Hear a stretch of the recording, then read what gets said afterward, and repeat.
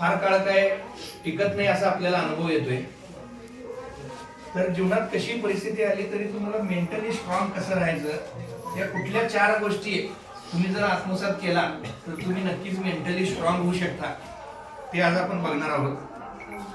तर त्यातली पहिली गोष्ट आहे, पुढे चला रे पुढे चला, घडलेल्या गोष्टी सोडत चला. तुम्ही पण म्हणा माझ्या बरोबर, पुढे चला रे पुढे चला, घडलेल्या गोष्टी सोडत चला. याचा अर्थ काय आहे, तुम्हाला जीवनामध्ये प्रगती करण्यासाठी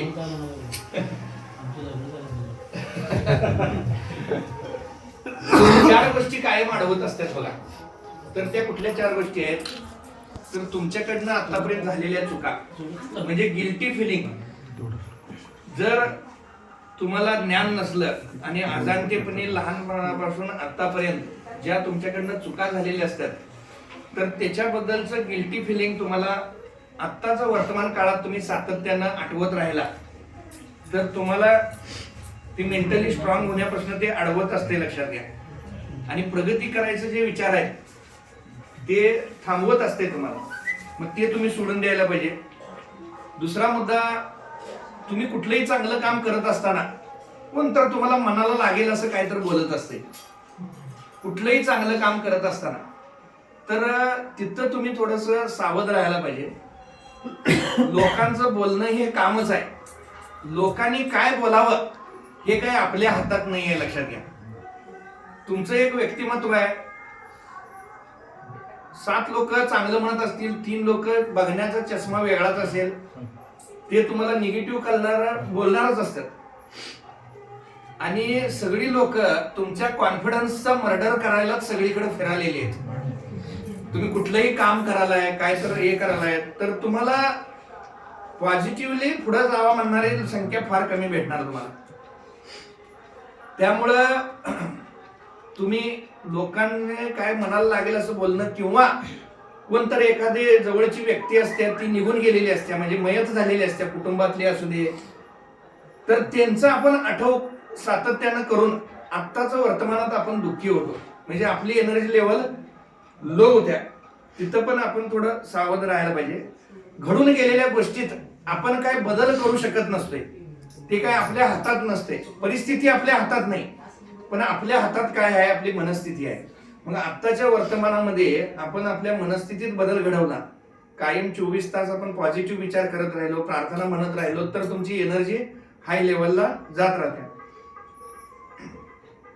तिसरा मुद्दा असा आहे की म्हणजे 4 गोष्टी ज्या तुम्हाला अडवतात त्यातला तिसरा मुद्दा असा आहे की कुणीतरी विश्वासघात केलेला असतो, काहीतरी चुकीचं फसवलेला प्रसंग असतोय तुमच्या बाबतीत, किंवा मगाशी म्हटल्याप्रमाणे एखादी व्यक्ती सोडून गेलेली असते आणि त्याचा आपण सातत्यानं आठव करून आपण दुःखी राहतोय.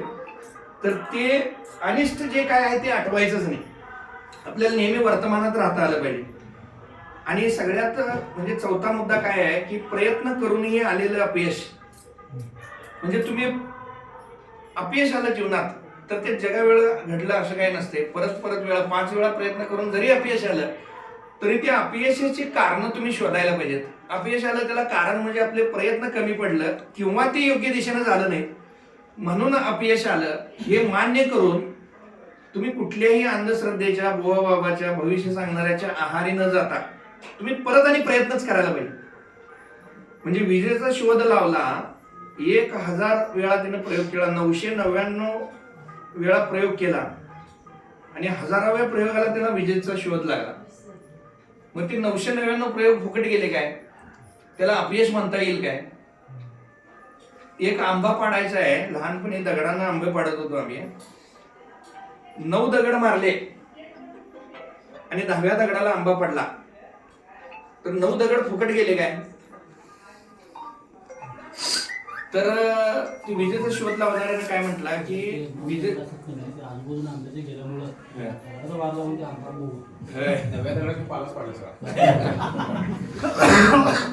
तर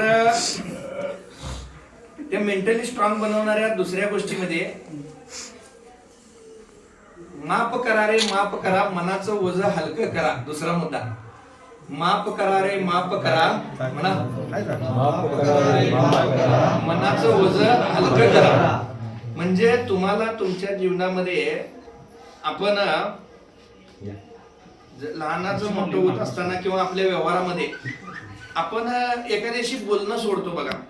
काय तर झालं हे असाच आहे असं शिक्का मारून आपण एखाद्याशी बोलणं सोडतो, किंवा मी आता आयुष्यभर बोलणार नाही, याच्या मातेला पण जाणार नाही असं म्हणून आपण.